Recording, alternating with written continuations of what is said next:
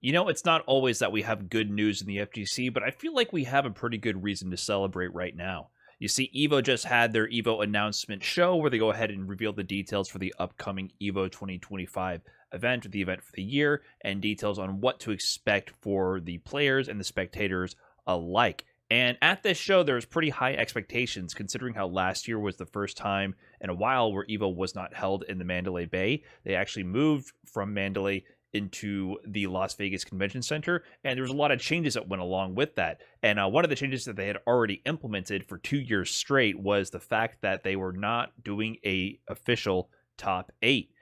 In fact, that was one of the big things that people were looking out for going into this announcement show, was that they want to get rid of the top 6 because they had cut down the number of players that they actually showcased on Sunday from top 8 to top 6. If you're a little bit newer to the FGC, I don't think new people are really finding this channel. I don't know, maybe I'm wrong. Let me know in the comments below if you're more new to the FGC and don't know about this. But to set context, top 8 is a long-standing tradition for the FGC, where if you make it to the final top 8 of the bracket, you made it into the finals, usually held on a separate day on Sunday. You made it to Sunday top 8, right? So it was a really prestigious thing for competitors to strive for, and an Evo top 8 medal is one of the most prized possessions of any competitive player. That is a goal for many players. I mean, of course, to win it all is a goal as well, but to go home with an Evo top 8 medal is extremely prestigious in the eyes of the competitive scene. And so as they cut down from top 8 to top 6, there was a lot of criticism thrown at Evo's direction, and I think fairly so. I thought top 6 was horrible. It really just was defying FGC tradition, and a lot of people were throwing critiques at Evo, saying, oh, it's just so that they can fill more time for Chipotle ads and run more ads on the Twitch stream. And to be fair to Evo, I think logistically it's hard to run as many games as they do and get the job done with such a high production quality as they do. So there could have been more legitimate reasons for the shift from top 8 to top 6, but either way, I don't really care how the sausage is made. As a fan of the FGC and the scene, top 6 was whack. And what they did for those 2 years, the past 2 years, was if you ended up being eliminated at 7th place on Saturday, you still got a top 8 medal. You just didn't get to play in the finals arena, which is just like, oh my God, it's kind of a spit in the face for those competitors. Like, imagine making it into Evo top 8 technically, then getting eliminated on Saturday at top 8 and not even making it into the finals arena. Brutal. And there was other issues as well with this move to the Las Vegas Convention Center that I saw firsthand. Here's a tweet from last year from SoCal PRA about people actually taking chairs away from the casual station because they were waiting in line to get into the arena. So if you didn't know what happened at Evo 2024, basically when they moved to the Las Vegas Convention Center, they actually had it so that as long as you had a ticket, a 3-day ticket to attend Evo, you had access to the finals arena. And the finals arena was kind of just sectioned off on the end of the convention center. And there was chairs set up there for people to spectate the actual finals arena that they kind of set up in that closed off section. But because everyone had access to it, there was nowhere near enough seating to support that, and there wasn't really a system to limit the number of people into it. And so people were waiting in lines wrapped around the entire convention center for hours to try to find a seat to get in, which means if you're already in the convention center with the seat, if you got up, you didn't risk losing your seat. You were going to lose your seat. Fire marshals had to show up and like limit the flow of people in and out of the arena. Even people like Sajam, and I think even Rick himself, the owner of Evo himself, they went to go to the bathroom and they couldn't get back into the arena because the fire marshal was just going to shut the whole thing down if capacity increased by one more person.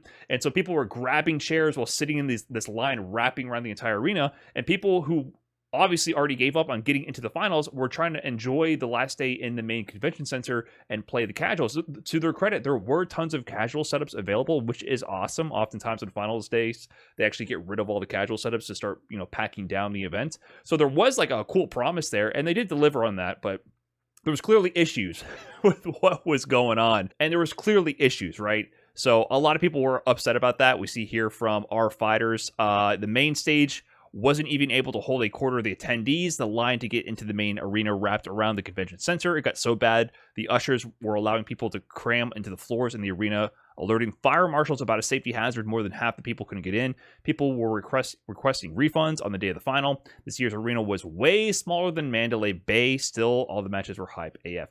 Yeah, so there was definitely some issues on finals day for sure. Top 6 and the arena issues. There was a lot of problems. I mean, I myself was victim to these problems. Here they had Maximilian and his Yo Video Games crew actually set up in the convention center next to the arena. So the arena is behind this curtain here, where this whole crowd is set up sitting here facing this stage. The arena is actually behind this giant curtain. I'm somewhere off in the crowd here towards the back, more closer to the Street Fighter 6 casual setups. And here is the stream setup with Maximilian Dude and Yo Video Games doing a restream live. They're watching the broadcast on a monitor right there of the Evo Top 8 happening to their left. In front of them, not shown in this video, is a giant projection of their stream. So if they looked up, they would see themselves watching the Evo Top 8 restream. And that's how I watched Evo Top 8 2024. That's how I watched the first American win in a mainline Street Fighter title ever. And all the years that I've been going to Evo, and even from before, right? So it was a little unceremonious, to say the least. I would have paid the extra money to get a ticket to get into the finals arena, but instead I saw America win their first Evo on a Maximilian live restream in the convention center. So to address that, yes, they addressed it here. Here's words from Rick, the manager of Evo. We're committed to keeping those casual station chairs where they belong, by the casual stations. And finally, this year, the Evo programming team has ground out a schedule that lets us bring back one of the most important things in Evo's history, the top 8. The top 8s are coming back? The top 8s are coming back. So not only are they implementing a ticketing system this time to limit and control the amount of people going into the arena, which was obviously needed. Mandalay Bay had that system as well, and it does lead to people and unfortunately not being able to get into the finals arena because the tickets sell out, and sometimes there's even like scalper situations. Just the nature of ticketing for events and, you know, this era, it's really unfortunate. But it's better than the alternative, which is risking it to even make it in and having fire safety issues and overcrowding, and actually ruining a lot more people's experience. So they're addressing a lot of those concerns, which I think is really good. And going back to top 8, I don't know what they were thinking with the top 6 thing. I'm glad they're not trying to make the top 6 happen. Maybe it's some money from some interesting sources. You know, you might see some interesting sponsorships plastered on these announcements. I won't go too much into them because I don't know the details, but there's definitely extra money besides Chipotle helping out Evo these days. But the community was celebrating. You know, top 8 is back. Yes, sir. Top 8 is back. People are super hyped for it. It just feels right. So I'm really happy to see that. So it's definitely a step in the right direction for the FGC as a whole, in my opinion. As for the game roster, this was actually leaked like a week in advance. You know, the YouTube stream had a preview thumbnail, and this somehow ended up on that. Some technical issue caused a leak. I kind of blurred my eyes and pretended to not perceive it, but I had the game roster already spoiled for me. And no, I had the surprise that Street Fighter 6 is coming back to Evo spoiled for me. Oh no! But on the real, it's interesting to see how like some games made it back in. A shout out to Mortal Kombat 1. I know I was ragging on Mortal Kombat on this channel. Listen, no hard feeling, NRS fans. I actually like the Mortal Kombat series, and I really highly respect the players. I think the top players in NRS games are super good. But the community's been struggling for a while. I hope you guys get the support you deserve. An interesting one here, though, is of course we have Marvel vs. Capcom 2 making a return, I should say, to Evo. It's kind of a return in multiple ways. Of course, MVC2 is a legendary Evo title from years past. It was a mainstay title for many years, and, you know, Justin Wong was racking up Evo wins left, right, and center in his heyday. And now you see Yife's also an Evo champion, and MVC2 Sanford Kelly as well. OGs and legends who made their name in this famous series. But also, it's interesting because this game was supposed to be like the first retro title throwback when they added this program in 2020. If you guys don't remember, here's the official lineup photo from 2020. This was the first time they did that. They had Marvel vs. Capcom 2 Tournament of Champions, or I think it was called that. The text is too small. I have a fuzzy memory about this right now. But it might have been like a qualifying event, like not a full open bracket event. They're experimenting with this throwback official tournament series. But of course, you know, that didn't happen because of COVID, and they didn't really get back around to doing this throwback until Third Strike last year, which was highly successful, one of the most hyped tournaments from Evo 2024. So it's cool to see that MVC2 is now filling that spot, and that they're continuing this tradition and kind of hitting their stride with the throwback event. Another big one that I'm looking out for is Fatal Fury City of the Wolves. I gotta admit, maybe the crossover with Terry and Mai and Street Fighter 6. Come on, you know, maybe doing some work on me. I don't know. Maybe I don't know how much SMK put out for Capcom in terms of money to get these character crossovers, but I think it's actually working. And on top of that, I really like this cell shaded art style. I love this promo as well, including that cell shaded art style on the players reacting. So I'm kind of a fan of how this has looked. I have not paid much attention to this game at all because you know I'm so tunnel visioned with Street Fighter. You know how it is. If you watch me at all, you understand, right? But this game kind of looks sick. I'm gonna try it out. Interestingly enough, though, it comes out in late April, like 3.5 months before Evo. So it's one of those titles that's sneaking into Evo without even proving that it's a functional gaming release. People have often criticized games that get added to the Evo roster without any kind of proven track record. But I think the game looks dope, just on a pure aesthetics perspective. I'm shallow. If a game looks cool, a fighting game looks dope, I kind of want to play it. That's kind of my litmus test for if I want to try out a game. It looks cool, I'll try it out. So it's one I'm actually kind of looking forward to there. And as for the other titles, you know, they also did an extended lineup, so they promised a lot more Evo medals for the side tournaments. So it seems like they're trying to, there's always been Evo side tournaments, but it seems like they're trying to build up their official side tournament rosters where they also provide Evo medals for top 8, I believe. So you see rivals of Ether 2, Virtual Fighter 5 is on there, KOF 15. So they're really building out that roster to try to provide some level of official support for a lot more Evo side tournaments, because Evo side tournaments are always available, but they're community ran. They kind of just provide space for the community to run them. And Evo's trying to provide a little bit more official support, which is awesome to see. They also touched upon having, or rather, describing what's going to happen with all their extra events this year. So, of course, Evo Vegas is the main one that most people look out for. Evo Japan is still ongoing. It's going to be the next event coming up. Well, actually, before that, they're going to have other events like the Evo Awards in Las Vegas. And, of course, they're going to have Evo in Nice in France as well. So, in Las Vegas, or sorry, in Los Angeles, I always mix up those two.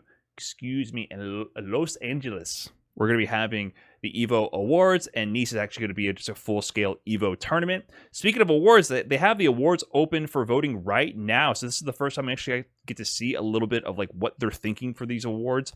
And they have a lot of categories, actually, and it's meant to highlight both people and organizations and moments in the community and voted for by people in the community. So like the first one here, we have some cheeky ones. Best button.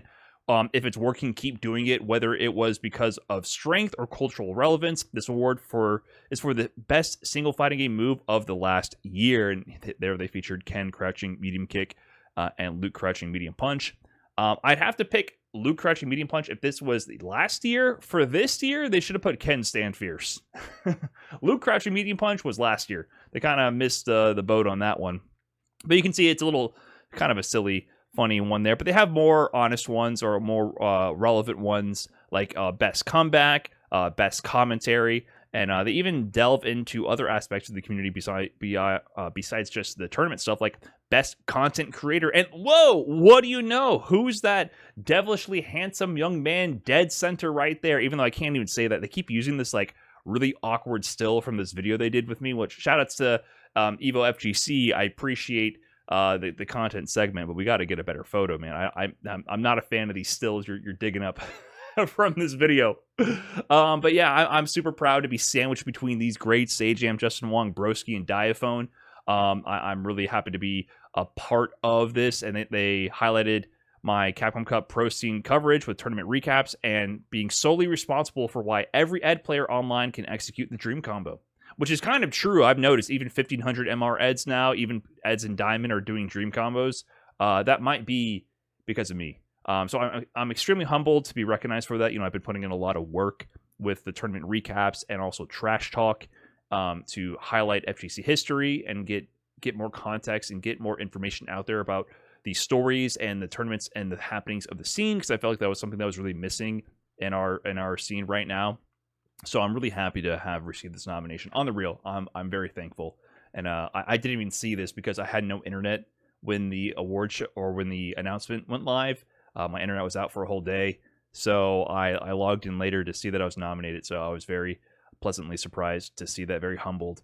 And also humbled to see under content of the year, Trash Talk made it in there as well. So that's awesome. I'm super proud of Trash Talk. I will continue to be building this up to highlight more incredible individuals in the scene. So I was very happy to see this one was nominated as well. Brian F. launched his new podcast with multiple episodes featuring prominent FGC personalities. True.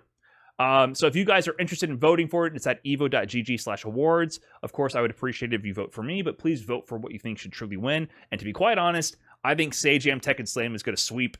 that is beyond like the best thing that has come out of the FGC this year. VDX and Justin Wong have been doing amazing work as well. But yeah, I kind of understand that the Slam is probably going to sweep here.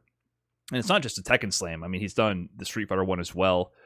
Just really amazing stuff. So vote with what you think. Go through all these categories. Check it out.